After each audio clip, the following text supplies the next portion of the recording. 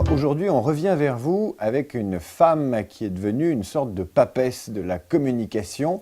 Elle conseille beaucoup d'entreprises, de grosses entreprises. Elle a aussi eu un parcours politique. On est avec Anne Méot, qui est la présidente fondatrice de la société Image 7. Bonjour Anne. Bonjour.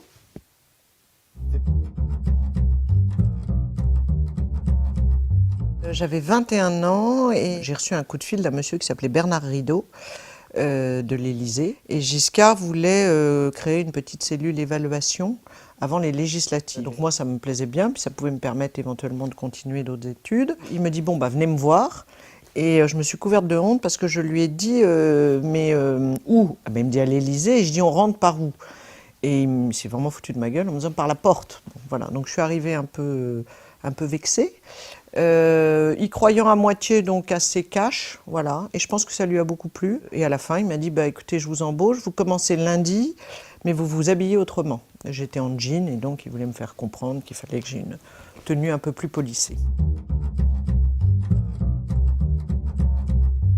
Non, moi le look, je m'en fous un peu, je pense simplement qu'il y a quelque chose qui dégage de quelqu'un, voilà. Et c'est vrai que je suis assez coquette, je ne devrais pas le dire parce que ça fait très futile, mais donc j'aime bien les femmes bien habillées, oui, je trouve ça agréable. Je trouve que l'univers est... d'oreilles. Oui, j'aime les boucles d'oreilles, oui, oui. J'ai fait ici tous les recrutements, moi-même un par un. Alors en plus, je vais vous dire, moi quand j'ai quitté la politique et que j'ai monté ma boîte, c'était au nom de deux principes, un principe de liberté et un principe de bonheur. C'est-à-dire qu'il faut savoir dans la vie qu'est-ce qu'il y a de plus important pour vous. Et pour moi, c'était d'être libre. Voilà. Et une de mes joies, c'est aussi de choisir les gens avec qui je travaille, les gens pour qui je travaille, et même l'endroit où je travaille. Les gens, j'ai fait tous les recrutements moi-même, et non seulement je les trouve compétents, parce que sinon je ne les aurais pas recrutés. Je suis en une espèce de communauté de valeurs avec eux. Quand je dis valeurs, ce n'est pas un problème de valeurs politiques et je me fous de savoir ce qu'ils votent ou ce qu'ils ne votent pas, mais c'est globalement une forme de rectitude et d'intégrité intellectuelle. Et nous, c'est une force de la maison. Hein. On est un jour, je ne sais plus qui disait, on est une tribu d'Indiens. Peut-être que c'est vrai, mais on est une tribu à Image 7. J'essaie d'abord de voir si intellectuellement je le trouve un peu au-delà de la norme. J'aime bien qu'il y ait un truc qui pétille quand même, vous voyez ce que je veux dire. Et puis je suis très sensible aussi à un truc qui se dégage de côté... je déteste les faux culs, par exemple. Voilà. Donc je pense d'ailleurs qu'il n'y a pas un seul faux cul dans l'équipe. Et on a des relations entre nous assez cash, donc qui peuvent être dures mais qui sont en même temps très affectueuses. C'est qu'est-ce que vous pensez que vous faites bien, qu'est-ce que vous pensez que vous faites mal. Et la deuxième chose, c'est pour être vraiment heureux dans 10-20 ans, qu'est-ce qu'il faudrait que vous ayez réussi. Parce que je trouve que la projection est un truc assez sympa. J'aime bien comprendre ce qui est important pour les gens. Voilà. J'aime bien comprendre, j'essaie de comprendre de quoi ils sont capables, mais au-delà de la technique, j'aime bien comprendre ce qui est important pour eux. Je peux me tromper, mais j'ai besoin d'y croire. Si je pense que quelqu'un est malhonnête, financièrement ou intellectuellement, je refuse de travailler avec lui. Par exemple, moi j'ai accepté de travailler pour le laboratoire Servier parce que je trouvais que c'était un sujet intéressant et une problématique intéressante. Et ça m'intéressait d'aider à dédramatiser le sujet et essayer... voilà. Et le jour où j'ai compris qu'en gros, le dirigeant ne pouvait pas m'entendre et qu'il était, lui, fixé sur une explication des choses qui n'était pas la mienne. En gros, que je ne pouvais rien lui apporter ou alors j'allais dire des choses que je ne pensais pas et donc que je ne voulais pas penser, je suis partie.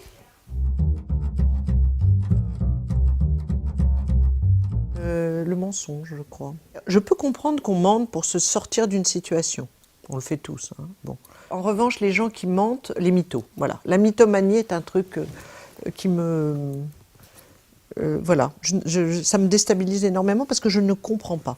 En fait, ce qui me déstabilise, c'est ce que je ne comprends pas.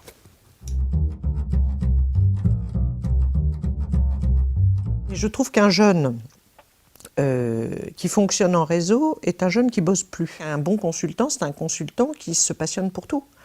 Faut aussi bien sur la philosophie, la psychologie, la sociologie, la politique, faut être les marchés financiers, bon voilà. Donc quelqu'un qui passe sa vie à faire du réseautage et aller au cocktail machin, je ne pense pas que ça vous enrichisse intellectuellement. Voilà. Je ne crois pas au réseau en soi. On est dans un univers où tout le monde se connaît. Je ne supporte pas ces gens qui me disent je connais machin. Moi, le nombre de gens d'ailleurs qui disent qu'ils me connaissent, je ne sais absolument pas qui c'est, je trouve ça fascinant. En revanche, je pense qu'au fur et à mesure de votre vie, vous avez vécu des choses avec des gens qui peuvent être des combats communs, des combats contre eux, qui peuvent être juste des rencontres, etc. Et de ces rencontres et de ces morceaux de vie, vous bâtissez une image, vous bâtissez des relations avec eux. Ça, c'est du réseau au sens que j'aime. Je trouve c'est formidable le latin parce que ça vous oblige à structurer. Et je trouve qu'on est dans une époque où on mélange tout. Ceux qui savent pas. Alors je n'ai pas du tout la passion des experts. Mais entre la tyrannie des spécialistes et ce problème de jaillissement spontané où tout le monde pense tout savoir, parle de tout, etc. Moi je pense qu'on a besoin, et en particulier dans mon métier, d'une pensée structurée et structurante. Et je pense que c'est la première qualité d'un consultant. Je ne connais pas de matière et de gymnastique intellectuelle. Il y a l'algèbre et le latin. Et d'ailleurs, je pense que ceux qui sont bons en latin sont bons en algèbre. Parce que c'est la même mécanique intellectuelle de remettre les choses à l'endroit, vous voyez ?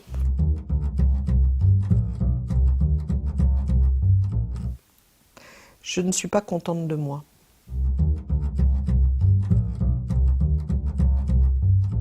La patience.